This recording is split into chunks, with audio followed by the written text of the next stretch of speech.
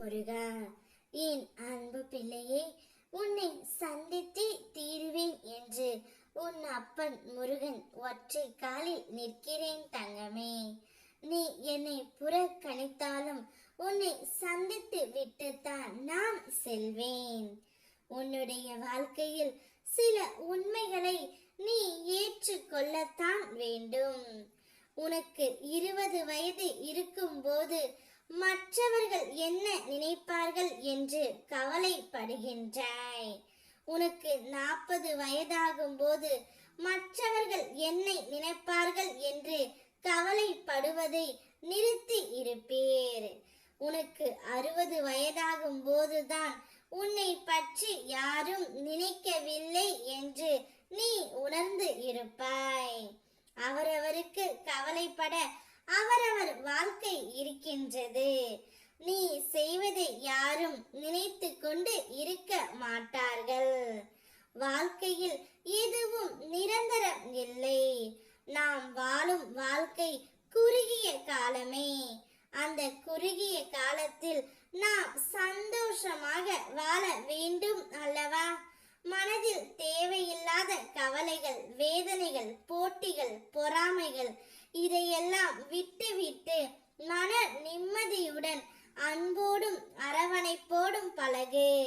உன்னால் முடிந்த சிறு சிறு உதவிகளை செய்து பார்.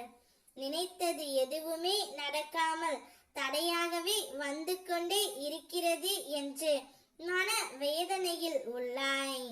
முயற்சி எடுத்தும் பயன் இல்லாமல் இருக்கின்றதே என்றும் கவலையில் உள்ளாய். கவலைப்படாதே பிள்ளையே. நினைத்ததும் செய்கிறதும் தடையாக வருகிறதே என்று நினைத்து கொள்ளாதே. எல்லாம் நன்மைக்கே என நினைத்துக்கொள். நீ நினைத்ததை விட உனக்கு பல மடங்கு நன்மைகள் வரப்போகின்றது. என்ன நடக்குமோ என்று ஒரு ரகம், என்ன நடந்தாலும் முருகனப்பா பார்த்து கொள்வார் என்று இன்னொரு ரகம். இன்று ஒரு நாள் மட்டும் இன்னொரு ரகமாக நீ இரு. உன் முருகனை விட பெரிய சக்தி இந்த உலகில் எதுவும் இல்லை பிள்ளையே.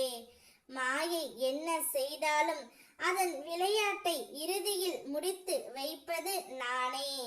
மலை போன்ற பிரச்சனையை மாயை உனக்கு காண்பித்தாலும் அது எனக்கு பனித்துளி போல்தான் பிள்ளையே. என்னுடைய அருளால் உன் மனம் பதற்றமின்றி அமைதியாகவே நீ இருப்பாய். நிச்சயம் உன் மன பாரத்தை நான் நுடைக்கின்றேன்.